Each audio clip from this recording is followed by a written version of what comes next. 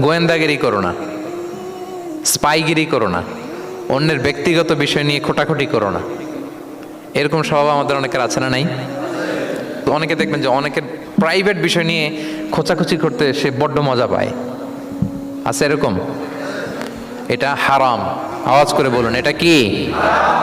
ওয়ালা তাজাসসু, গোয়েন্দাগিরি করো না।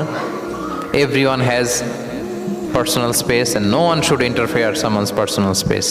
কেউ কারো পার্সোনাল স্পেসে ইন্টারফেয়ার করা যাবে না। প্রত্যেকের একটা প্রাইভেট এরিয়া আছে, প্রাইভেসি আছে। দেখেন ইসলাম প্রাইভেসিকে কত গুরুত্ব দেয়। প্রত্যেকের প্রাইভেসিকে ইসলাম কত গুরুত্ব দেয়।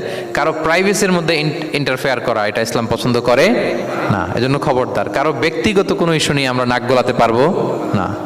কারো মোবাইল ধরে মোবাইলের গ্যালারি চেক করা, কারো ইনবক্স চেক করা, কাউকে না বলে কারো চিঠি পড়ে ফেলা, উকি মারা, আড়ি পাতা, এগুলো হারাম। এগুলো কি? তো এরকম সব আমাদের আছে না নাই?